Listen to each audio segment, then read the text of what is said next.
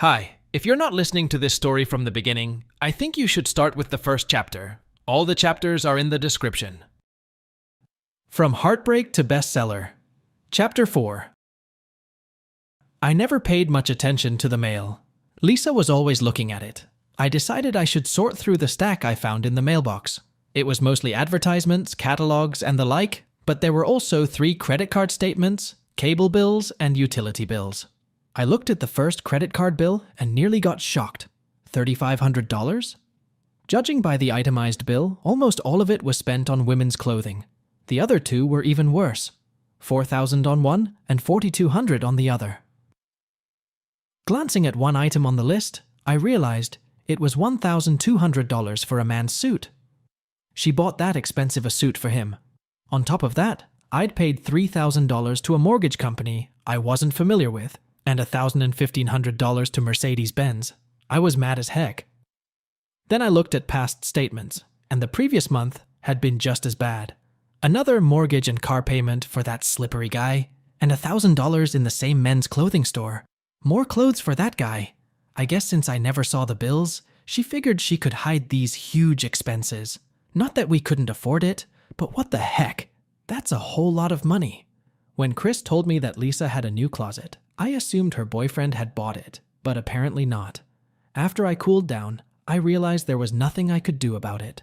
We were still married, and she had unlimited access to our joint funds. I spent the next day going through our finances and paying off all of our debts, including credit cards.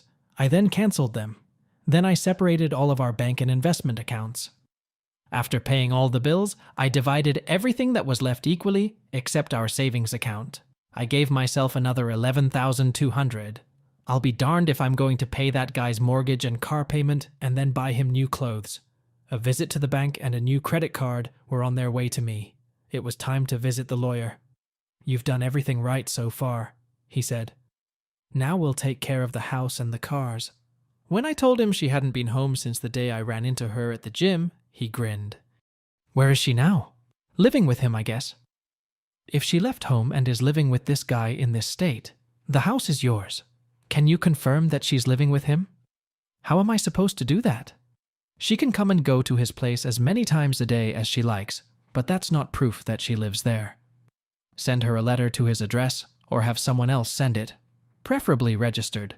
If she signs it, that's a pretty good indication that she gets her mail there and considers it her residence. It doesn't always work, but with the right judge, it can work." "So, how do I find the address of these people? And who can I ask to send what she'll have to sign?" I wasn't going to ask Chris to do that, of course. I figured the gym was the most appropriate place to start. I parked as close to the front door as possible and watched. The place was full of people. I watched for about 15 minutes and no one showed up at the table where Beth sat the last time I was here. I took a deep breath, walked in, and headed straight for the table. On it was a Rolodex, a rotating catalog with cards used to hold business contact information. I looked around to see if anyone was watching, then turned it toward me, spun it around, and stopped at the letter B.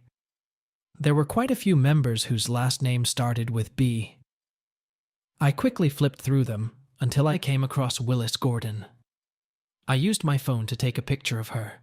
I was about to leave, but decided to try my luck and turned the pointer to the letter P. There weren't many of them, so it only took a few seconds to find Painter Lisa. I took a picture of her too. Just as I was about to leave, a young man approached me. "Is there anything I can help you with?" he asked politely. "Sure. I'd like a membership application, please." "Of course." There was a whole stack of papers on the table, and he held one out to me. "Thank you," I said, and walked out. Sitting in the car, I looked at the pictures I had taken. There was Willis's address and his phone number. There were also a couple handwritten notes lying there. One had "membership suspended" written on it, and the date. The other was "membership reinstated," and the date. Willis couldn't even pay for his gym membership. Lisa's picture originally had her address listed as our house, but it was crossed out, and Willis's address was written in. Her phone number was also there. The next day, I visited our financial advisor's office. "It's good to see you, Matt. I'm sorry to hear about you and Lisa. I was just about to call you. How did you know about Lisa and I, and why were you going to call? I said. She called me a while ago and told me that you two had broken up, and she wanted to know how much money she could withdraw from your accounts. I knew nothing had been withdrawn because I had just checked. So, what did you tell her? That we needed to talk to you first. Someone was with her because she repeated what I told her. Then I heard a man's voice saying that he had never heard anything like that and that he would check it out with his stockbroker. I told her that her friend could check all he wanted, but that our company policy was that the bills had to be signed by all parties for all the money scattered throughout the accounts. I didn't know that, I said. That's because I made it up. I've seen cases where a couple gets divorced and some smooth-talking person comes in and takes all their money before the husband, or in some cases the wife, finds out. I thought Lisa might have to wait until after the divorce for the court to decide how much she gets after the divorce. Well, thank you for protecting my money, and I want to ask you for a big favor. Sure, what's that? I told him my story and what my lawyer had said. Couldn't you send her a registered letter? It could be something like she needed to come and check the amount in the accounts in case the court needed it. I'm sure I could come up with something, but she'd wonder how I knew where she lived and how I got the address. Why don't I just call her, tell her I need to send some paperwork, and I need to know where to send it? Better yet, I'll send it to your address. You refuse to sign for it, and it comes back to me. Then I'll call her. That's what we did, and it worked. Long story short, she got half of our property except the house. I was lucky I got it, because she was living with a man and not her husband. I didn't even have to pay her alimony. She also got her car. My new book was never mentioned, which was a huge surprise. I still couldn't understand it. After the phone call, when Lisa asked me if I wanted to know why she did it, I never spoke to her or saw her until we went to court. I didn't talk to her there either. There were no meetings at the lawyers' offices to discuss details. I had not the slightest desire to meet with her, compromise, or talk to her. In the courtroom, Lisa tried to talk to me twice, but both times I avoided her. Her boyfriend wasn't with her. Chris was there, but she didn't even try to talk to me. It took the judge about 2 minutes to end our marriage. One day, I was sitting at my desk and saw my manuscript with a note from Chris. I looked at it and decided I had to do something with it. I thought about it for a while and then went online to find a phone number. I found the right website and found the phone number. I made the call. Genesis Publishing. Who can I connect you to?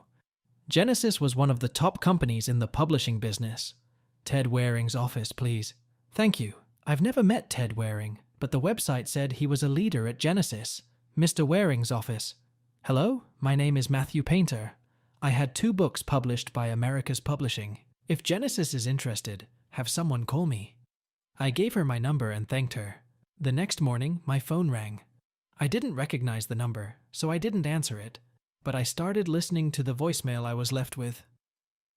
Good morning, Mr. Painter. This is Justin Meigs from Genesis Publishing. That was all I let him say before I spoke. Good morning, Mr. Meigs. This is Matt Painter. Good morning, Mr. Painter. Mr. Waring informs me that you're looking for a new publisher. That's right. Well, we think we're the people you're looking for, and if your next book is anything like your first 2, we could have a long, profitable relationship. We have an editor in mind that we think would be very helpful to you. That's great. When can we meet? Thursday. Do you think that would be okay?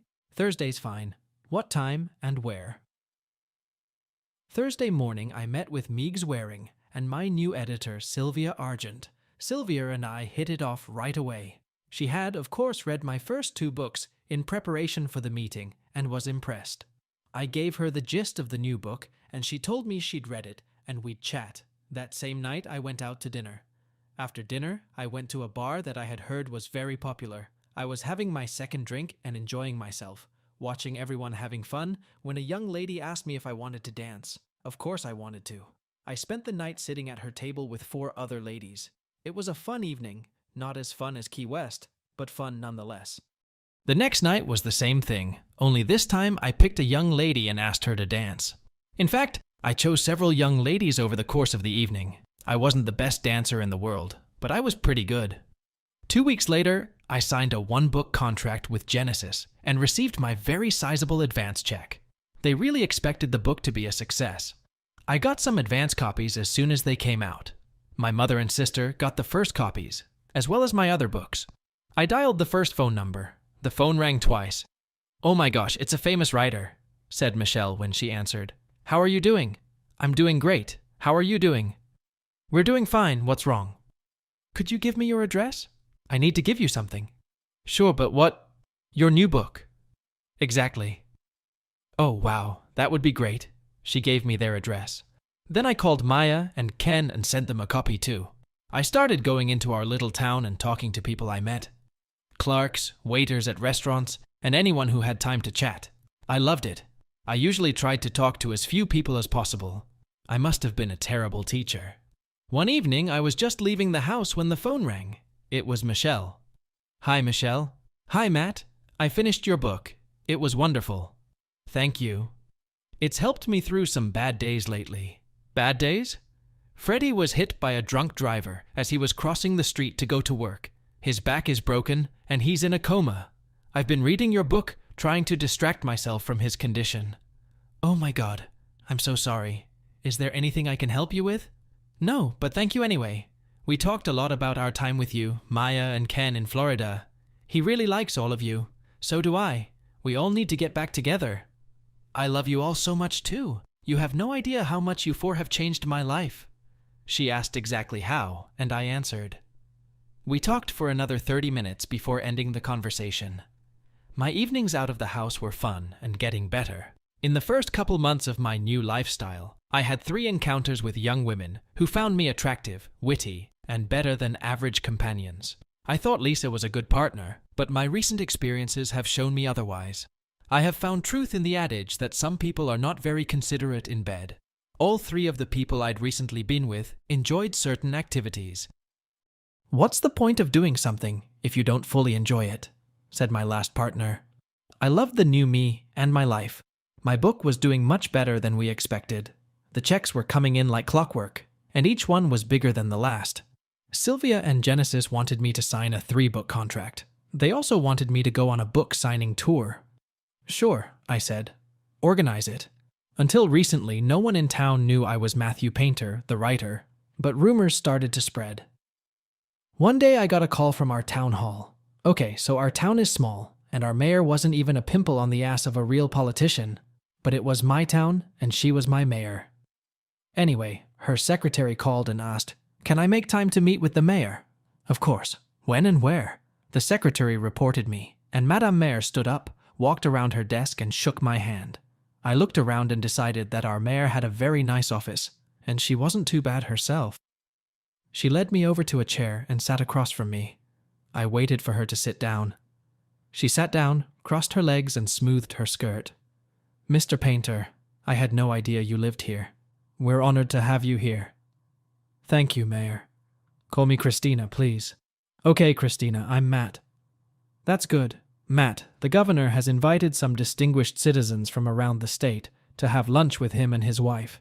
He has invited my husband and me, but we will be unavailable." I told him that, and then told him that you live here and that he would be interested in your visit. Apparently his wife has read all your books, and he said, of course, they would be glad to have you. She walked over to her desk and picked up a card. "Here's the name and phone number of his social secretary. She's expecting your call." I stood up and took the card. We said goodbye and I left. When I got home, it was still early, so I called. "To be continued."